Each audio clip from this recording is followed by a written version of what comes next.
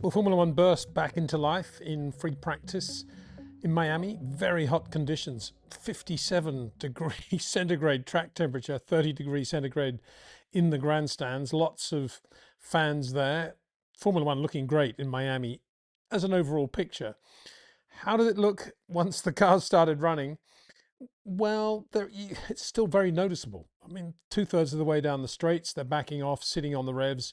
And as we said in the community section little piece I did today with Mark Slade in the written word rather than video, they're backing off going into four as well, which is kind of neutralized four, which is very good news for Charles Leclerc, of course, because that's where he went off that area in 2 days, a couple of years ago in the Ferrari. No surprise, therefore, to see Charles quickest today. No, I think that's a big leap of faith on that one. But nonetheless, that corner completely neutralized. And it's that weird thing still. I mean, I know it's better than it was. I have no doubt about that. But there's still that weird thing where they're sort of cruising, the revs are dropping, and then suddenly they get into the zone where they can drive the car again. And they immediately go up a gear and the revs go higher again. And it's just so foreign to what driving a race car normally is all about. But it's happening less around the lap, I suppose you could say that. Although, of course, this is Miami and it's not Suzuka or China or Melbourne. That's one thing. And what else?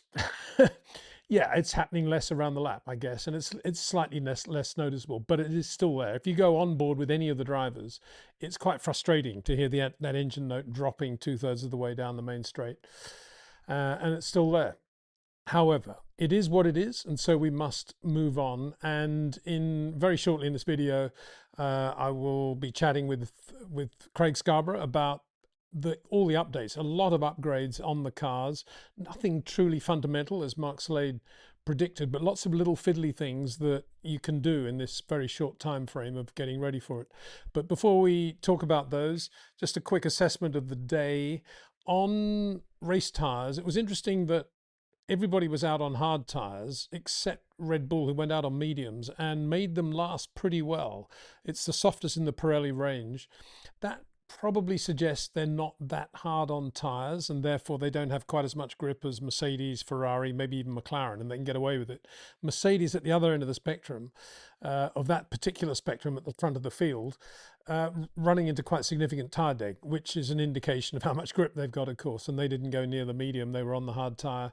And then they ran into what they describe as mechanical problems. We think it's some sort of turbo issue, some sort of PU issue, certainly sidelining Kimi Antonelli later in the day. But Kimi looking, again, quicker than George all morning, all afternoon, and looking very good as well. He ran into trouble when Charles was out there going slightly quicker on what we'll call race tyres, and didn't really get a run on the soft tyres at the end at all. So not completely representative. But Charles quickest on the soft tyre as well as the hard tyre for Ferrari.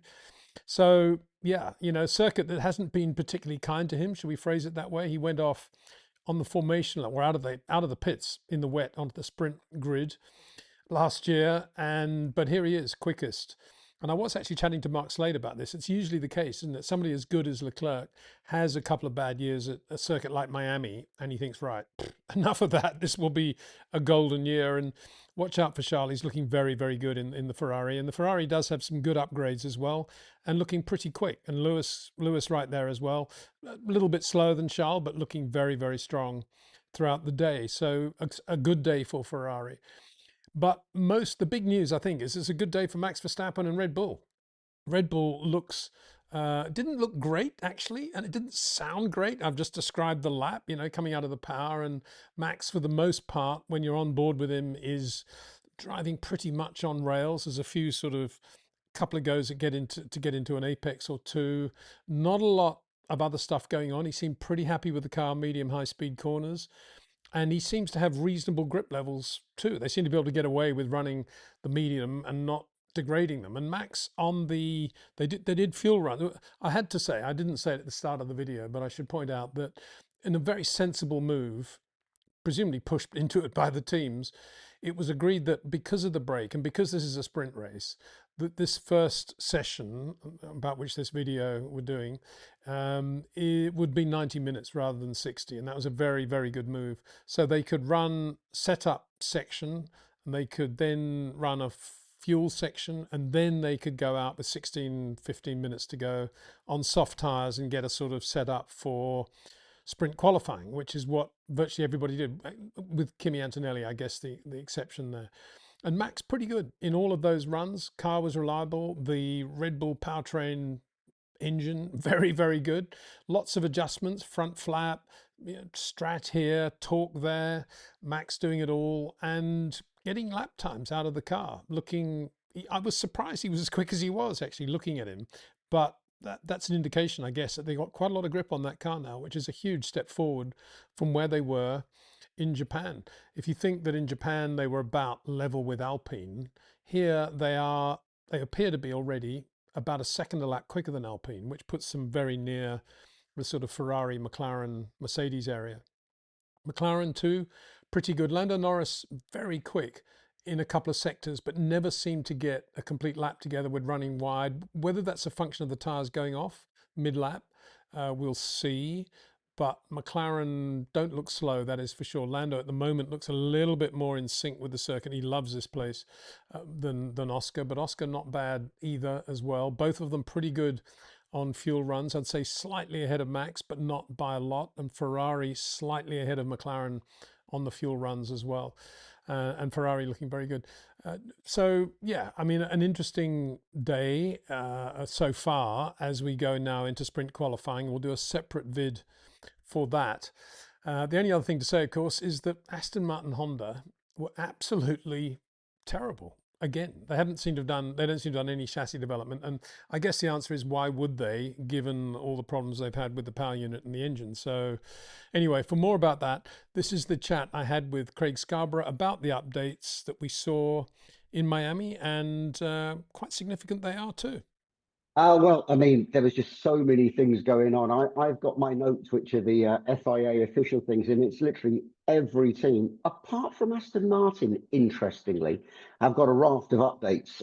Top teams have got lots and lots of stuff on board.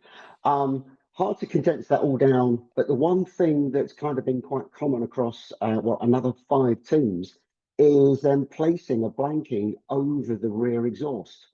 So we saw Ferrari and then Haas do this through testing and over the first races by putting a metal flap behind the exhaust pipe. And this helps, kind of a blown effect. It helps the upwash behind the car, which gets the diffuser in particular, but also the top rear wing working a bit better for downforce. And now loads of other teams, and we didn't think anyone else could copy this, but there are a lot of, I think the legal engineers, if there is such a person in a team, has looked at the regulations and worked out what could we do to put something in the way of this exhaust to create some upwash. And so we have Red Bull, we have Mercedes, McLaren, Williams, and Alpine have all got perhaps a lesser version of what Ferrari and Haas are running. And that's quite interesting because it's probably one of the last things that we thought was ever going to get copied this year, and just shows that there is performance still in playing with exhaust on these Formula One cars. Indeed, and Mercedes different from the others in that they've actually inverted the tailpipe, the way they've phrased it there in their explanation. A couple of other teams have repositioned the tailpipe in order to get it low down in the position where they could put, what we call this bodywork, or what a lot of the teams are describing as a bracket, which is somewhat funny because a lot of them don't seem to attach or touch the exhaust at all. So yeah, so there's lots of things they've had to do, and beyond just fitting this flap behind the exhaust, a lot of them are following Ferrari by putting extensions of the diffusers and flaps and wings alongside the rear impact structure to help this flap extract airflow up from underneath the diffuser, which is kind of the primary way that it works. It does work with the top rear wing, as I mentioned, but it is very much more about creating a low pressure for the diffuser to expand into. And yeah, it's there only leaves us a handful of teams yet to exploit this. So it's interesting. You're never quite sure what to expect in Formula One when it comes to developments. Red Bull appear to have made quite a big jump relative to Alpine, which is some sort of mark, I suppose, where they were in Japan. They look to be almost a second quicker than Alpine now, and obviously that brings them pretty near the front. Max looking very good actually on a fuel run in practice one. I mean, like everybody else, a lot of stuff going on with the floor, the brake ducts. I mean, anything we should be highlighting on the Red Bull, do you think, in Miami? Well, we can't talk about the Red Bull without talking about the revolving rear wing, which everyone describes as the Macarena wing, because that's what Ferrari introduced, and that's what everyone started to name it. Red Bull's one is slightly differently. It rotates in a different manner. It's operated in a very different manner as well with the DRS pod in the middle of the rear wing, and it's all about reducing drag on the straights. Lots of people have run CFD, privately and shown us the results of how these wings, and we probably haven't really completely understood the mechanism, but definitely it is reducing drag on the straights when you go into straight line mode. So that's probably the biggest thing. But to be honest, on the Red Bull, lots else has changed already. I mean, I know we're only a few races in. We should be, a lot more races in than we would expect. But we've now had the third big side pod update. So they've actually gone back to kind of pre-22 with what we used to call the water slides, the gullies that would go down the back of the side pod, directing airflow towards the diffuser. Meanwhile, the sort of the shoulders that expand out of those gullies are much, much larger than, if you remember, the Red Bull at its launch had almost no side pod at all. It was completely compacted into the car. And when you see the bodywork off the car now, it still has these very narrow radiators in the side pods, and then just empty space. In these side pods, you can actually see the blanking plate in some of the photos. And it just goes to show that, lots of people talk about, teams are trying to create the smallest possible side pods, the smallest possible bodywork. But in some places, you actually want the bodywork to be as wide as possible, because those big, what would appear to be bulky side pods, are pushing the front tire weight away from the back of the car, which is one of the kind of the underlying aerodynamic trends teams have been doing, for 30, 40 years now. So lots of change all around that Red Bull. And yeah, I agree. The car looked a lot better. Certainly working on its tyre, certainly turning in, which again seems to be one of the fundamental problems Red Bull had at the beginning of last year and in these early races this year, where the car just isn't working going into the corner. So they've made changes, probably lots under the skin as well that we don't understand, with the differential and the brakes and the engine mappings. And the car seems to be working. Let's see how it shakes out when we go on the longer run in the race, if if the race goes ahead with this weather. Yeah, very, very hot out there. And we've already heard Mercedes seem to be having more trouble with tire deg than anyone else, which probably says quite a lot about the amount of grip they have. It's usually the case. The more grip you have, the more you're going to be hurting in these sorts of conditions. And Max, meanwhile, running the medium tire while everybody else is running the hard. So yeah, a lot of difference already there between those teams. What are we seeing at Ferrari, Scarbs? Ferrari, I mean, again, this was one of those things we all knew they were going to come with a big update. They've said that several times this year, and it didn't happen. They had a big test at Monza last week, and we was able to pick out a whole raft of changes. There is new front wing end plates with little turning vanes on the outer points, and changes to the geometry in that area. The wake boards that sit behind the front wheels, they've changed. They've got an extra element there. Slight change to the trailing edges. If we remember earlier this season, they appeared with a little winglet on the middle of the halo that was not banned, but it was a discussion with the FIA. Could they run it? It was made in a kind of a transparent resin plastic, probably 3D printed. And that made sense because it's kind of in the driver's eye line. Being transparent, it may help them with visibility. I don't think you could probably see through it, but anything would help. It's now reappeared in carbon fiber. That is because the regulations demand anything attached around the halo within 20 millimeters has to be made of a specific laminate of carbon fiber. Obviously, that initial plastic one, while you can appreciate it was a good idea being see-through, didn't meet that regulation. Now they've fitted it. And that's just playing around with the airflow over the driver's head. And probably more importantly, going back down the engine cover to the rear wing. The rear wing has been updated. We haven't actually seen them run their Macarena wing this weekend so far. They keep testing with it, and again, it creates drag. it reduces drag, but it has that issue is as it's turning around, and it's okay, slightly different mechanism to the Red Bull one, which was practiced in FP1 today. So I don't seem confident of actually just bringing that out and running that at the moment. So that one's gone on the back burner. Meanwhile, the other talking point that we've already mentioned is this exhaust flap that Ferrari debuted very early in testing. They've made changes to that, and it's almost kind of just softening up the aerodynamics. The way that the diffuser rises up and reaches this exhaust flap has changed. They've got more of a beam wing there, so lots of little changes. And the Ferrari really is probably as much as maybe the McLaren, a completely new car front to rear. Lots of little detail changes, and as you say, seems to be working for them. We probably knew that Ferrari had one of the better chassis this year already, better aero. The big talking point will be is how are they changing with this change in power unit regulations, these tweaks that we've had, and what can they do to make sure that they've got the enough energy recovery to make the most of the power unit that they've got. Mm. Let's talk about McLaren now. As you say, a massive amount of changes listed by McLaren, but let's talk about the standout ones from your perspective. Probably the biggest change is looking sort of front to rear again, front wing end plates, which is, McLaren has got one of the more complex shaped front wings. It's a beautiful thing to have a look at. That's changed along with lots of other bits of bodywork, the brake duct area around the front wheels and the deflectors there. You've got the wake boards behind the front wheels. They've made some subtle changes to the side pods. A lot of this, when you look at it, it doesn't look different. It is all new. It's not like a complete, throwaway of any old concepts and bringing something new in. A couple of things that I've noticed on there is if we look down at the front of the floor, they have a range of teeth that all the teams are allowed to run. They've now added a little aerodynamic bar across these, which Ferrari have run since day one, copying Ferrari there. And then on the roll hoop area, they've put two tiny little winglets, which most people haven't picked up on, something that Williams run, which is a rather curious team to be copying. And again, at the back of the car, they're playing around with the exhaust flap and lots of bodywork around the rear impact structure, linking that exhaust flap down to the diffuser. So wholesale changes for McLaren in their entire aero package.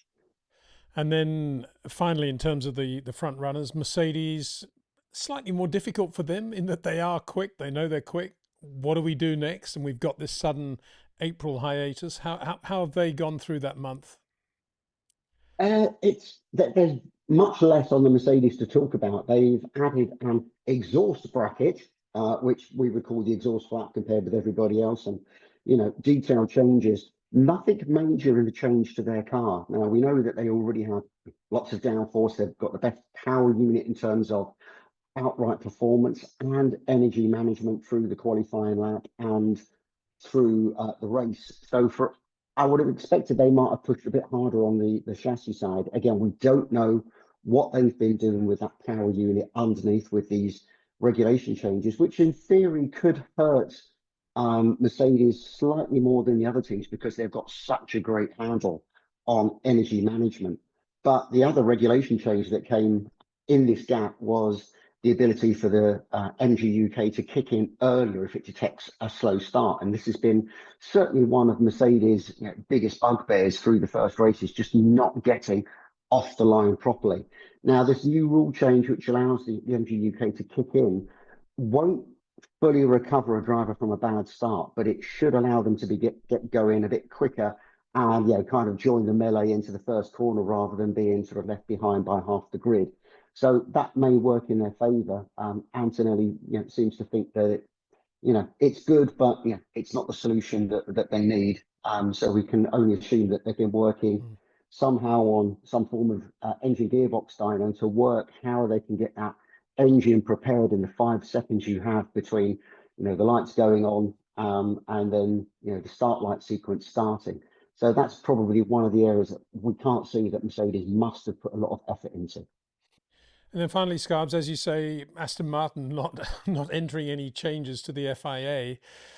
What's going on there? Still unbelievably slow. Yeah, I think that probably what they're doing is they've realised that there's nothing they can add to the chassis at this stage that's going to make a difference, because the fundamental problems is in how much power and energy they can get out of that power unit while making the car survive with these vibrations. They've been allowed to make an update to the engine, and they made a lot of progress at the last race in Japan before we came away. So obviously lots of development work. They actually took the entire car, power unit, chassis, suspension, took that all over to the Honda R&D center in Sakura in Japan, and did some rig testing, which is, the car was very late. We spoke about this earlier this season.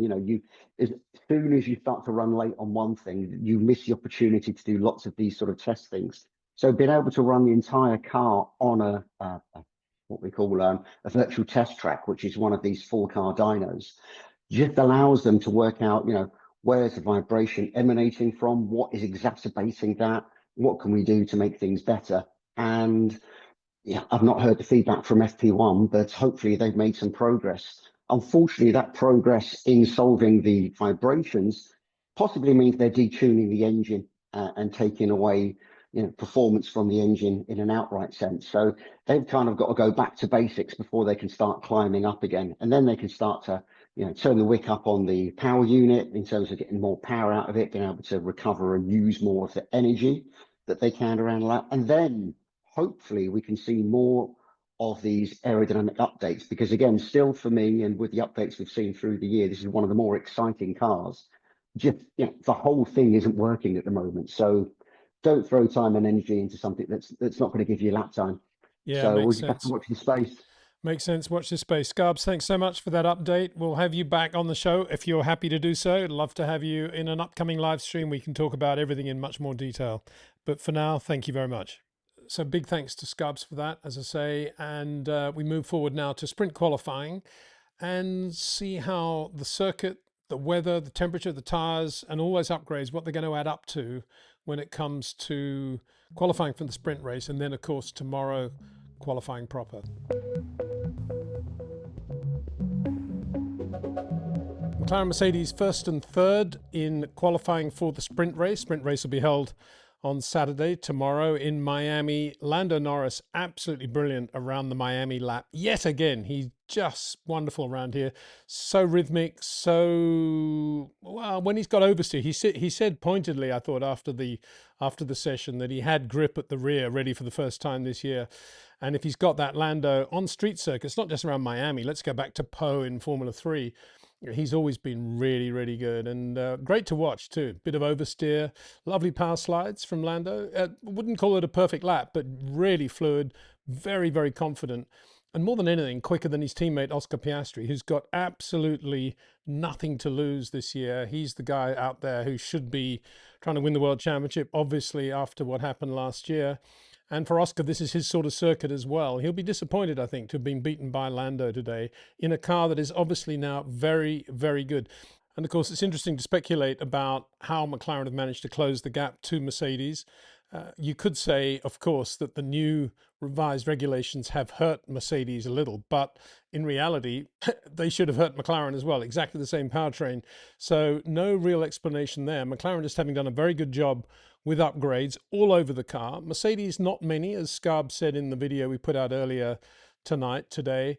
And that is perhaps significant, but also when you're winning races and you're going well, there is an argument for not touching the car too much. So McLaren really making up some headway here on this circuit, looking fabulous. Lando's pole, if you just look at it, 0.3 quicker than Oscar Piastri around Miami. When, as I say, Oscar's got not much to lose. That's a very, very impressive performance by Lando, and I think reflects the comfort zone in which he's now living his life as world champion and just enjoying the car whenever it gives him a great feel, which obviously it has today. Not so good on the medium tyre, but very, very good on the soft. I say glibly, not so good on the medium tyre. Lando wasn't very good in SQ2, the second session, but in the first he was quicker than Oscar, and he wasn't far away from a Charles Leclerc time, so he just made a mistake in the second session on the medium tyre. But he really got it together on the soft with that extra grip. Just wonderful to watch. P2 on the grid after a difficult morning, as we said in the other video, problems with the power unit. Kimi Antonelli seemingly coming from nowhere, but with the proviso, he's looked quicker than George Russell all day in the Mercedes. That's a troubling sign for George, because after the break, after what happened in China and Japan, you would expect George on this sort of circuit in the factory Mercedes, as effectively the number one driver in the team, to be coming back big time. And yet Kimi Antonelli has not let up at all, looking extremely impressive in the car, despite, as I say, not a lot of competitive runs on the soft tyre, or no competitive runs on the soft tyre in the first session, and straight out and just one lap at the end of sprint qualifying on the soft tyre. And to blitz George like that, very impressive. George went out a little bit before Kimi, had a free track, and was probably relatively quick for the conditions at that nanosecond. But when Kimi went out a little bit later, zero point 0.4 quicker than George Russell. Again, it's a little bit like Oscar Piastri getting beaten today by Lando Norris. This is something that's going to make George think. There will be reasons. It'll be tire deg. It'll be all sorts of things, and we should never, of course, count George out. But this was the moment when he needed to come back and be very strong in the Mercedes team. And again, it's Kimi Antonelli looking like a real star. Oscar Piastri, third quickest in the other McLaren. Yeah, good place to be. He's on the clean side of the grid, of course, and not far away from getting a great result, but nonetheless having to go to bed tonight knowing that he's been outdriven by Lando Norris today. P4, Charles Leclerc in the Ferrari. Disappointing result. Ferrari been looking very good all day, but on the soft tyre in one run. Interesting to look at the speeds as they go over the start-finish line, representative of the sort of power they're building up and they've harvested at the beginning of the lap. Charles Leclerc, as he crossed the start-finish line on his quickest lap today, 260 kilometers an hour. Lando Norris, 263. Oscar Piastri, 261, both quicker. Kimi Antonelli, 270. So there, if you want a difference between the Ferrari and the Mercedes right now, it's still on the way Mercedes are able to harvest that power. And just to underline that, Lewis Hamilton 266 against George Russell 274. Maybe George had too much power. I don't know. It's difficult to work out what that exactly means, but 10 kilometers an hour difference over the start-finish line. We'd never have seen that sort of difference in the old regulations, but by which I mean prior to 2026. But here we are with a big difference, and that probably is it. Max Verstappen P5 for Red Bull, very good performance for him, for the team, for the mods they've made. That was a moment in time for Red Bull when they could continue to go downhill, or whether they would start to get it together, and all signs are that they are starting to get together. Max pretty comfortable with the car. Obviously there were areas where it's still not quick enough, but in terms of balance and grip, Red Bull not too far away. 263 for Max over the start-finish line, which puts him in McLaren territory ahead of Charles Leclerc at that specific part of the lap. But interestingly, significantly, but I can't explain it, Max about 0.4, 0.5 second slower than he should have been relative to Mercedes, Ferrari and McLaren in sector 1, but just about with them in sectors 2 and 3. I can't work that out, particularly as over the start-finish line, he's actually slightly quicker than Charles Leclerc. So there's a lot of stuff. I mean, it must be in that area going into 4 where Red Bull have perhaps having to do more harvesting with their engine. It's slightly less efficient in the way it's harvesting the power. And it's a shame, isn't it, that ultimately the lap is going to be affected by things like that, by how efficient the power unit is in harvesting its energy. Anyway, Max starting P5 in the sprint race tomorrow. He was happy with that, and I think the team will be happy with that. Definitely forward progress. George Russell 6, disappointing. Going to have to do something tomorrow to make up for that. Lewis Hamilton 7th, as I say, 0.4 slower than Charles Leclerc. A little bit further away than he would have wanted on this circuit, but when it's a one-lap blind on soft tyres on a street circuit, yeah, Charles going to definitely take it a little bit nearer the walls. P8, maybe the driver of the day, you got to say, and it just shows what it does. You go back home to a country like Argentina, the fans go crazy, you do your demos in the streets, you do a good job. Franco Colapinto, P8 in the Alpine Mercedes, ahead of Pierre Gasly. 0.1 ahead of Pierre Gasly. He was quicker on the medium tyre in the second session as well. Excellent performance, the best performance ever by Franco Colapinto since he's come into Formula One. Has some confidence, a little bit like Lando Norris. Obviously, he's turning in very wide. He's got long corners. He's got a good back end now. And he just put together a really, really good lap. Pierre Gasly, not far away, but could do nothing more with the car. And between those two, Isaac Hadjar, P9 in the other Red Bull, a second away from Max Verstappen on this occasion. Still got through into the top 10, which is about what Red Bull would have wanted, and maybe that's what they would not have got from Yuki Tsunoda or Liam Lawson when they were in the other car. But for Isaac Hadjar personally, this will be a disappointment. It'll be a second away from Max around this lap when Colapinto can do a 29.3 and Hadjar's doing a 29.4. That either says even more about Colapinto's lap, or it's not a good lap at all for Isaac Hadjar, but he hasn't really looked quick so far. Just looking at some of the other runners who didn't get through into the final top 10, both Williams drivers, both Williams Mercedes, with emphasis on Mercedes, not getting through into SQ3. Inexcusable, really, for that sort of power unit, for a team with those sorts of facilities. It's just not good enough. And Carlos Sainz not happy at all with the lack of progress in the team there. Neither Haas Ferrari got through either. It's a little bit like those days when sometimes the Haas is really quick, sometimes it's not. This was a weekend so far when they haven't been dancing with the music. And neither Audi got through. You could say fair enough, but they have looked pretty quick recently. Nico Hülkenberg and Gabriel Bortoleto nonetheless doing virtually the same lap time on medium tyres in SQ2. A bit of a surprise that the Racing Bulls were so slow in their new yellow livery. Liam Lawson didn't get out of Q1, SQ1, and Arvid Lindblad didn't get out of SQ2, 30.5 compared with Liam Lawson's 31.0. So a great performance from Lindblad nonetheless to be half a second quicker than the much more experienced Liam Lawson. And Aston Martin Honda, just pathetic. I mean, Lance Stroll didn't do a lap. Alonso had a moment, and neither of them looked like getting out of SQ1 anyway. So I'm going to say disappointing, but it's not disappointing because it's what we expect now. Best moment of qualifying in the entire, best moment of the day. Before as they were going out into SQ1, Max Verstappen in the pit lane, I think it was an Alpine, sort of pulled out with its nose over the line, so it's taking up a little bit of the lane in which they have to go down with the pit wall on the left. And Max goes past the Alpine. There would have been 1 millimetre on the left, 1 millimetre on the right, and he just went straight through. Didn't touch anything. I mean, the judgment is, and the feel is unbelievable, really. And we have seen shunts in the pit lane with drivers misjudging things, particularly when you're turning and you catch a front wing end plate on the pit wall.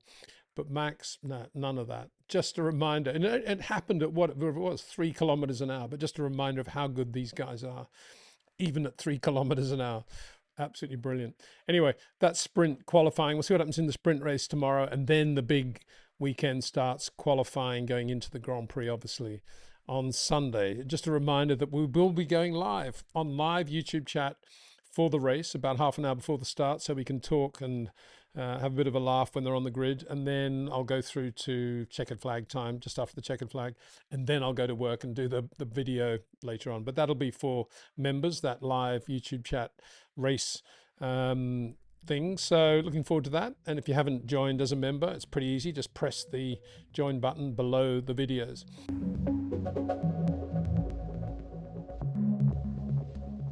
The sprint race, meanwhile, allowed Lando Norris, the world champion, of course, to do what he has done for a while, which was dominate from the pole, set fastest lap, and make it look unbelievably easy. Full credit to McLaren for the upgrades on that car. Same powertrain, obviously, as the factory Mercedes team, and they blew them away. Both McLarens really quick. Oscar Piastri looked as if he might give a little bit of a fight to Lando early on, but Lando had it all in hand, and Oscar had to settle for second place, which, if nothing else, would have made him think a lot before going into qualifying. So very, very good, strong 1-2 for McLaren. Charles Leclerc, absolutely fabulous, I thought, in P3 for Ferrari to beat both Mercedes drivers. We'll get onto those in a second because there's a little bit of a drama there. But a great drive by Charles Leclerc, showing up Lewis Hamilton, who looked pretty staid. He had a good battle-ish, sort of, with Max Verstappen. Should really have got in front of Max coming out of the first corner, Max made a very slow start. And Lewis thought he had him, went round and more or less the racing line, but Max stayed down the inside, which in reality became the middle of the road because he had an Alpine inside him as well.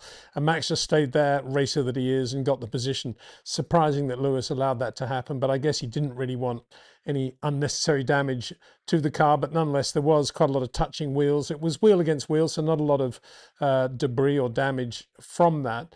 And then Lewis had a bit of a battle with Max. At one point, Max got ahead of him, then had to give the position back. And then Lewis, very strangely, just led him down the inside a couple of laps later. One can only assume a function of the 26 regulations. There was something going on there with energy deployment. And Max obviously had an overtake boost at that point. And Lewis just thought, right, no point in fighting this, let's let him go. And of course, that asks the question of whether or not that is an overtake. Is that the sort of thing that we classify as an overtake in the context of all the other overtakes we've had in the history of Formula One? When it is one of those, and the guy in front thinks, well, there's nothing I can do here, he's just going to blow past on power.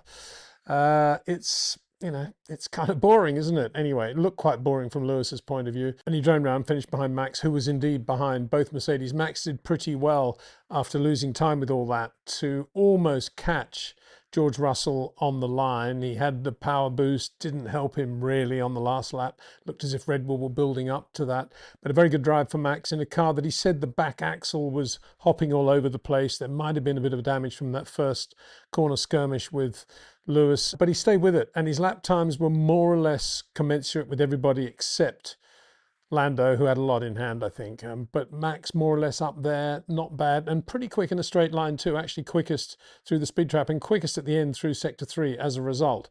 Quite what that means, I don't think it means anything like as much as it used to mean in the old days when you could actually say, well, this car is quick in a straight line. It's all about energy deployment around the lap and how efficiently the teams judge the deployment and the harvesting. But the Mercedes battle was an interesting one because Kimi again slow off the line. The team said to him afterwards he didn't do anything wrong. It was just dirty side of the grid, they felt. Of course, he was on the front row alongside Lando on the dirty side. So he lost quite a lot of places. George Russell blasted past him and by rights should have been well in front of him coming out of turn 1, but Kimi just stayed with it, a little bit like Max. But on this occasion, round the outside of George Russell at turn 1. Very impressive. I guess George just caught by surprise there, not thinking that Kimi would do that. But this is a Kimi Antonelli now who's won 2 Grand Prix in a row, looking really, really aggressive. As it happened, Kimi got a 5-second penalty. He didn't know about that. The team didn't know about it till after the race. It was from lap 16 on a 19-lap race. It was very slow. There was obviously a lot of stuff the stewards are going through, but very slow for the information to come through. And Kimi crossed the line in what he thought was P4, but in reality then only finished P7, which gives you an idea of how close it was, I guess. So that moved up Max and Lewis. And I suppose from George's point of view, it was kind of, well, here we go. You know, I am the boss here. So 3 track limits and 4th one was a strike for Kimi Antonelli. Kimi also incurred the apparent ire of Charles Leclerc in the opening laps, second lap it was. And they were fighting very hard. Charles made a very good start, as he would in the Ferrari. But Kimi, very, very, very good under braking, pushing Charles really hard. And Charles getting on the radio saying, Kimi's terrible, he shouldn't be doing that, he's moving the car under braking. To me, it looked like, as Charles Leclerc fan that I am, it looked like an absolutely normal procedure by Kimi Antonelli. I don't think he did anything wrong there. And I think Charles was just doing that to see if he could get some sort of advantage from the stewards. And no action was taken on that, correctly so. But it's interesting, isn't it, in the sprint race that Charles would do that. And Kimi pushing him really hard, and George getting a good grandstand view of that. So, yeah, Kimi Antonelli, I thought, drove really well. That was a disappointing result for him. Max Verstappen also drove really well. I mean, that first corner is not the sort of thing you see in, I guess, you know, that you can take that right out of the 26 regulations and say this was a little cameo of Max Verstappen with all bets off, just with first corner, nothing here to blame about the power deployment or anything else. It's just positioning of the car. And it was Max just going down the middle between 2 cars, basically, and staying absolutely in the middle of the road and letting them sort of pull away a little bit, as you see when you're gaming. And he just pulled away and got the position. So that was very nice to see. To me, that was what that sprint race will be remembered for. It was the first time this year we've actually seen Max Verstappen doing some racing, or shall I put it more succinctly by saying first time we've seen Max Verstappen being Max Verstappen. So that was very good in the sprint, I thought.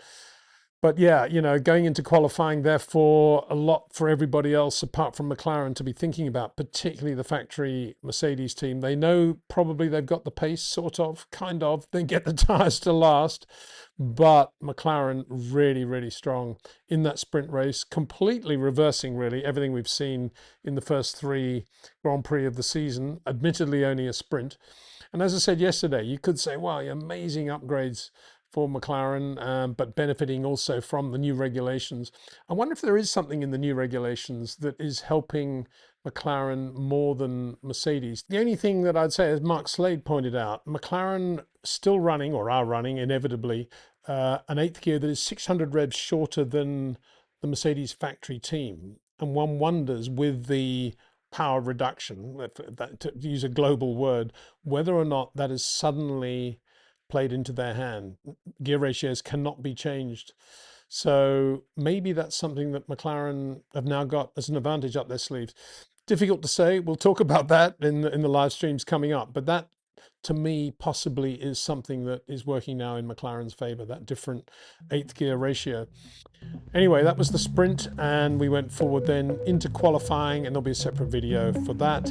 Big thanks to you, the viewer. Thanks also to Jetcraft, to OEM Exclusive, to Track Ninja, and of course to REC Watches. See you soon.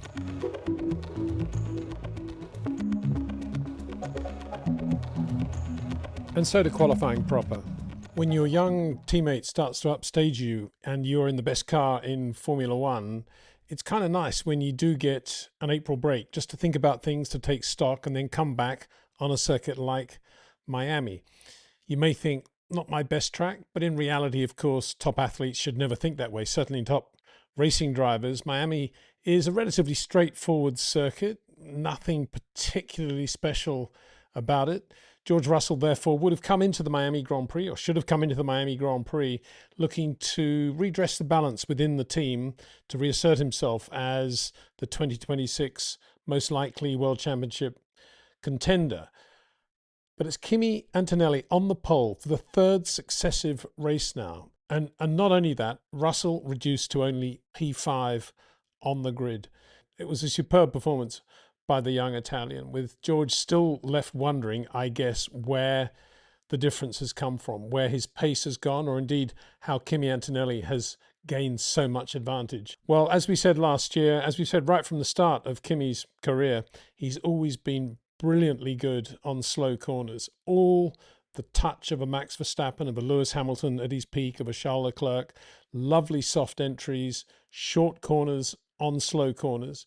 Always been a little bit edgy on medium to high speed corners. But here in Miami, through that fast, medium fast change of direction, particularly in sector one, Kimi Antonelli completely outclassed George Russell. The best way to compare the two of them, however, was turns 14, 15, the tight left-right change of direction, and with a crest towards the end of the lap before the back straight.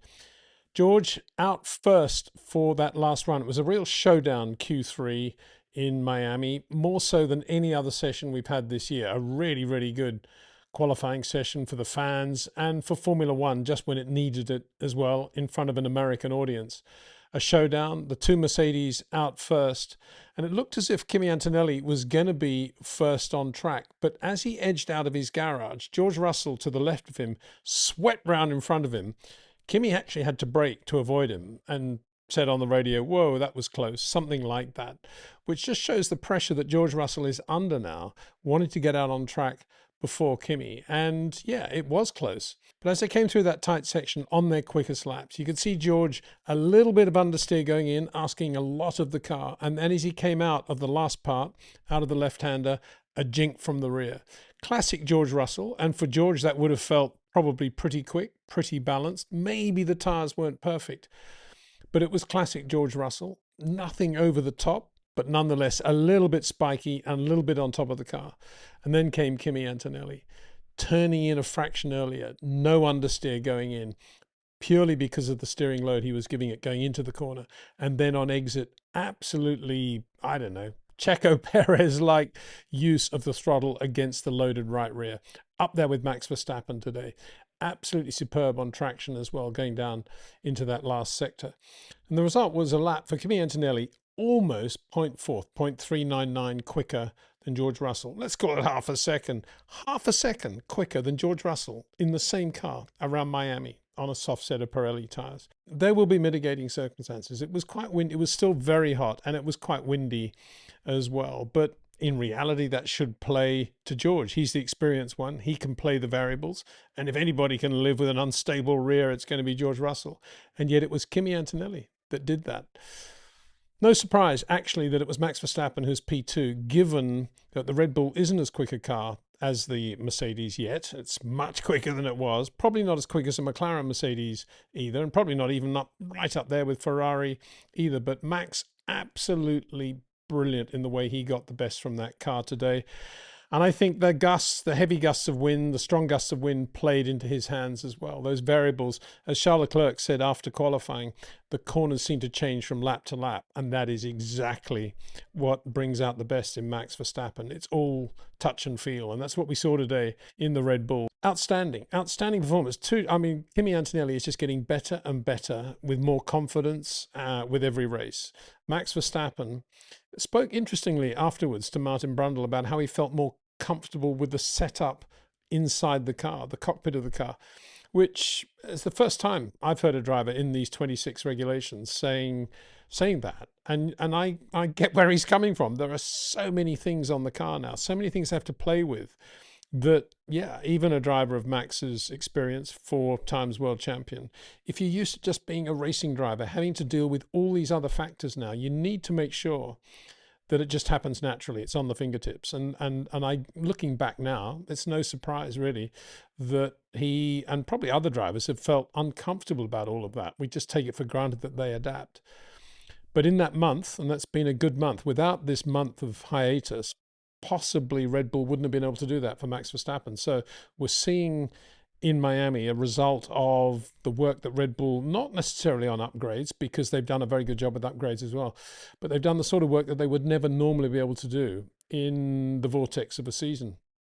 So that was great. That was good to see. I mean, it was a brilliant qualifying session, I thought. And it was a chassis thing, because going out in Q3, we had the 2 Mercedes, George Russell ahead of Kimi, as a result of what happened in the pit lane. Then we had the 2 McLarens, Oscar Piastri, Lando, Norris. Then we had Charles Leclerc and Lewis Hamilton in the Ferraris. Then we had the 2 Alpines going really well, and Colapinto continuing to show his pace and flair for the first time, continuing from yesterday.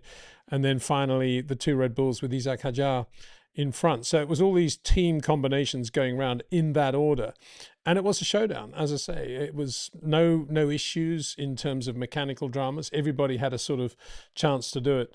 So the first thing was Kimi Antonelli blew away George Russell in a Mercedes, in a factory Mercedes. And if it wasn't for Kimi, and George was the quicker of the 2 Mercedes drivers, regardless of who the other driver was, we'd be saying now, wow, aren't Ferrari quick, aren't McLaren quick, aren't Red Bull quick? But because Kimi got this pole, we can still say, but the Mercedes is a very, very good racing car. Bear in mind, he didn't have a great qualifying session yesterday, had a lot of problems with, or had problems with the power unit, didn't get a run on the soft tyres, really, and therefore didn't do a great job in qualifying. And then in the sprint race, he had some dramas, but he did beat George on the road. But there he is, getting the pole. So that was the first thing. Max Verstappen's driving of the Red Bull and the Red Bull performance in general in getting this car to work for Max Verstappen, all of a sudden massively quicker than his teammate Isaac Hadjar, which is where he should be. Well, not massively quicker. Isaac in the top 10, but behind Colapinto, between the Alpines, and Max a quantum leap ahead of him. So yeah, Max Verstappen, Red Bull, very good performance. P3, Charles Leclerc, another great drive by Charles, a perennial position it would seem for Charles. Had a good sprint race, and now P3 for Ferrari.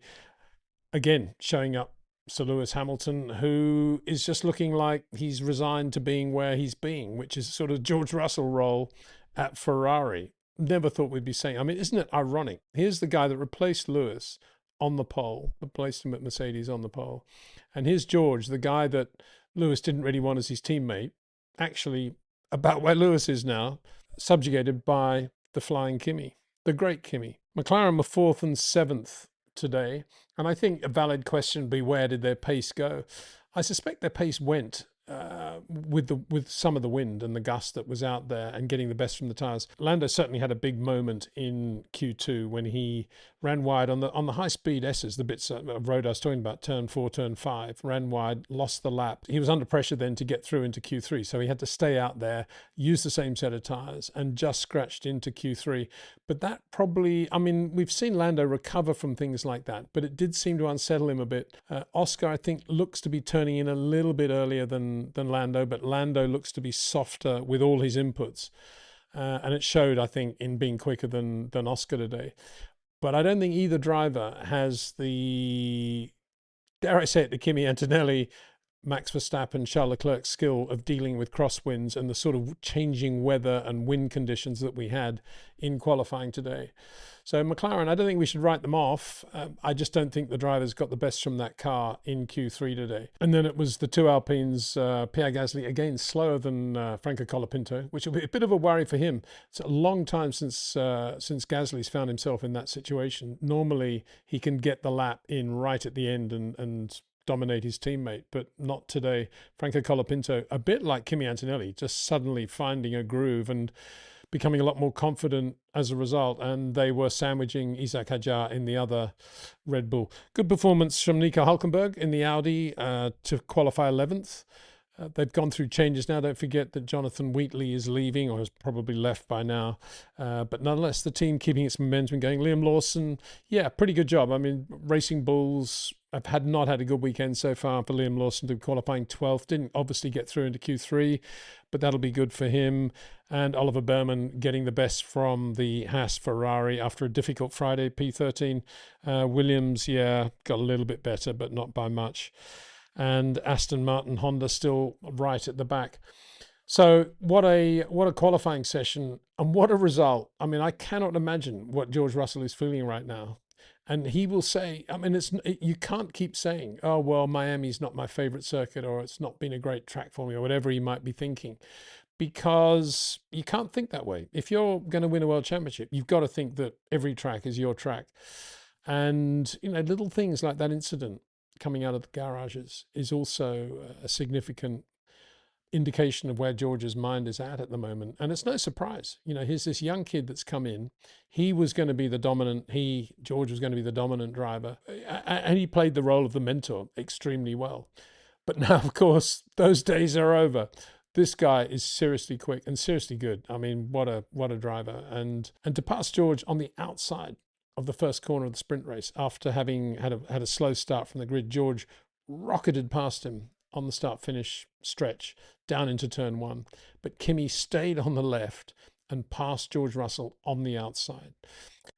George Russell, I mean, seriously good performance.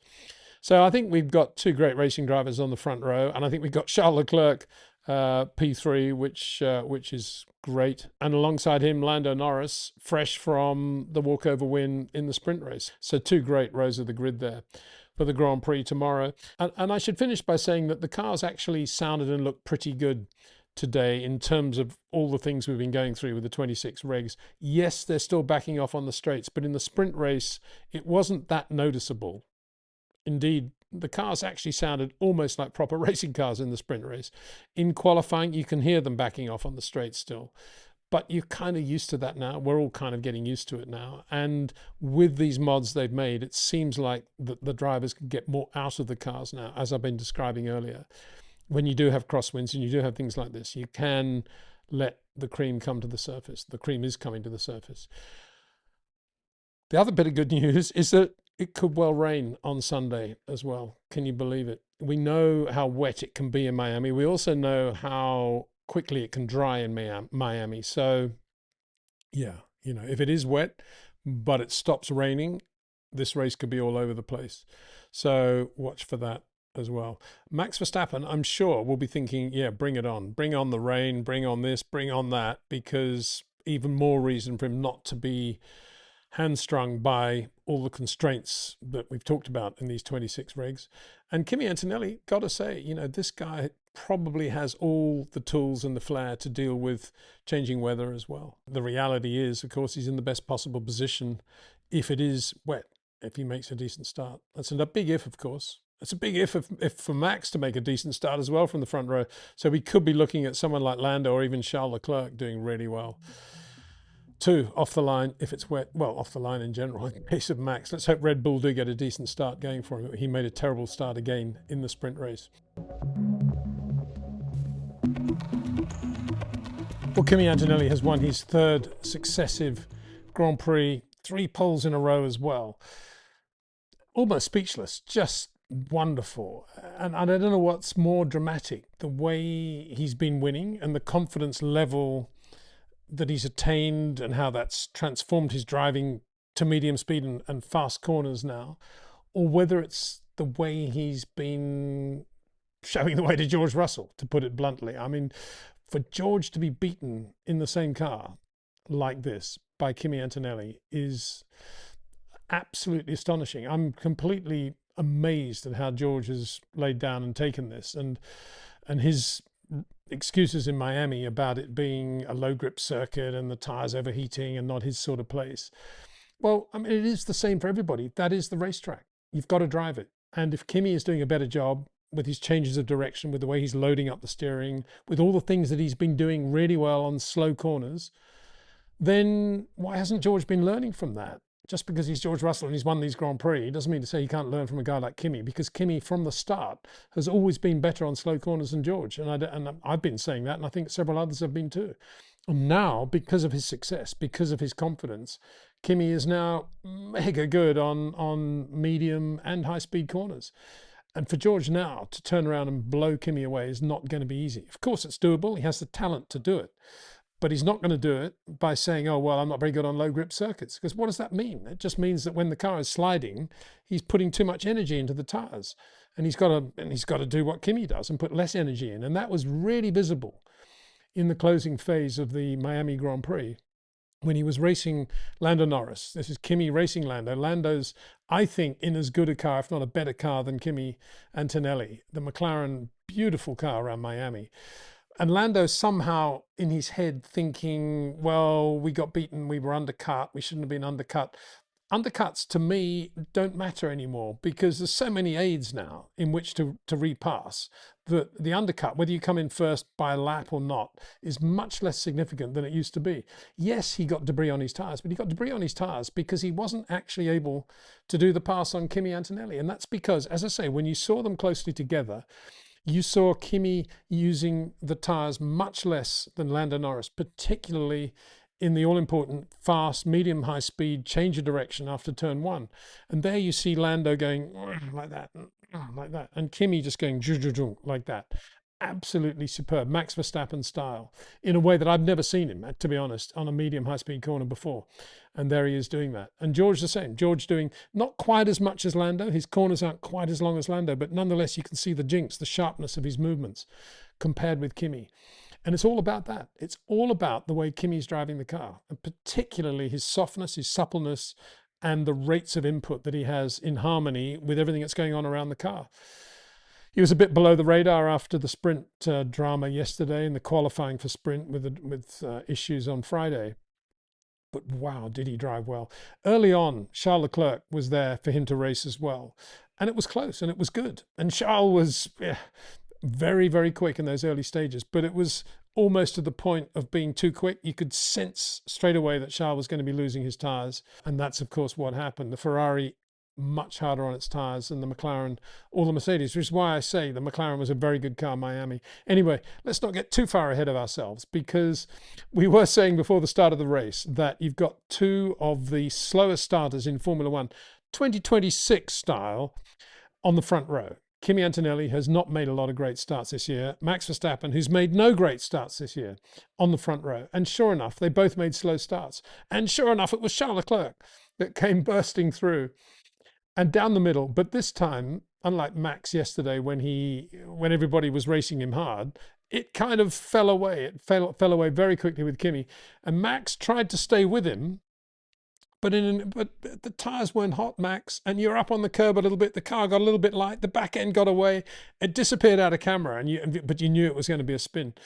And the question was anybody going to hit him, or was he going to hit anything? And of course, this is Max Verstappen. This is Max Verstappen in the Red Bull 2026, a 360 in the middle of the pack, and he continues in whatever it was, P15 or something like that.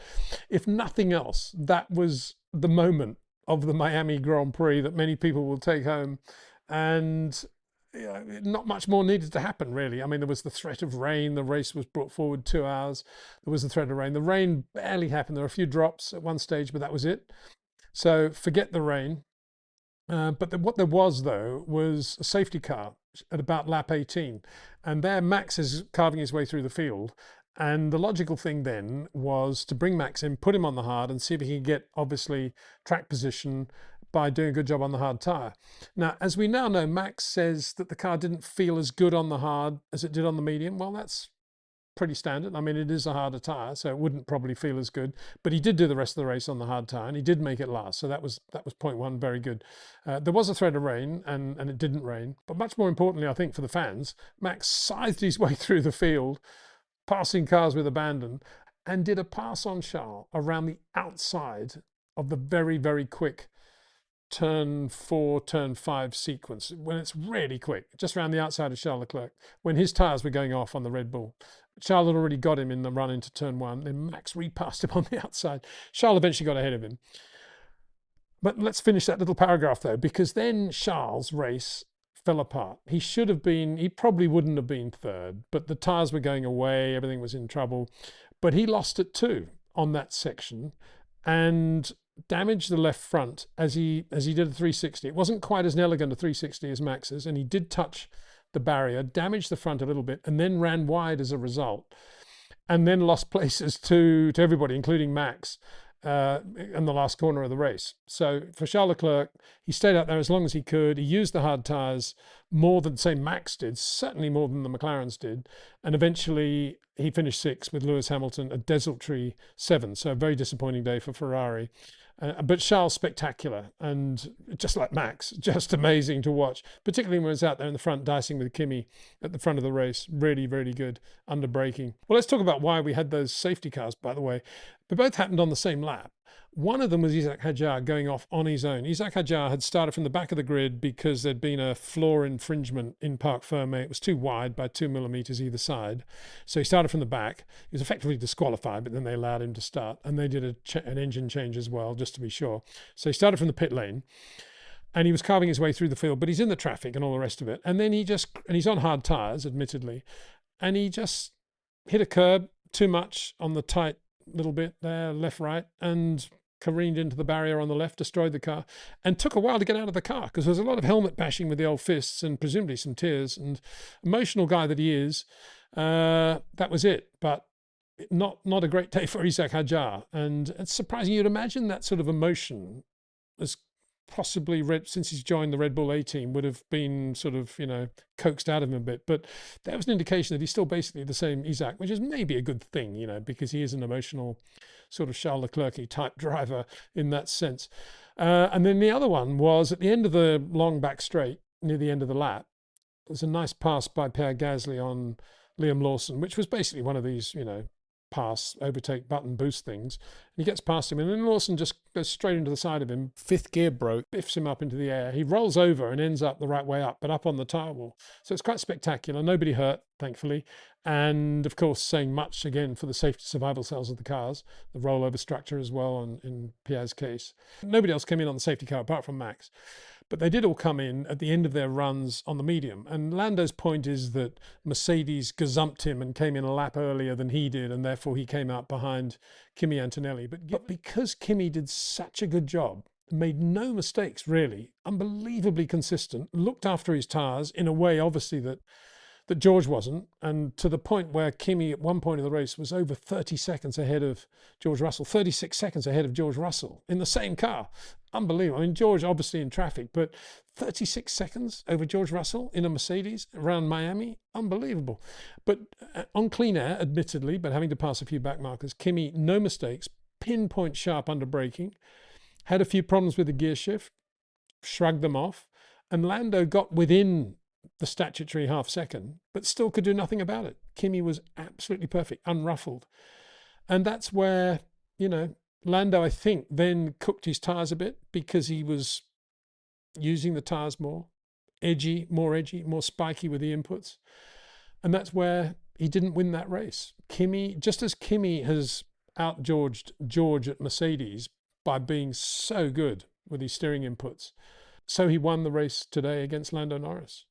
Oscar Piastri was third in the end, sort of beaten by Lando. Lando's still nonetheless a little bit softer with his inputs, slightly longer corners than Oscar, but everything, Oscar's still quite spiky. Today was anyway.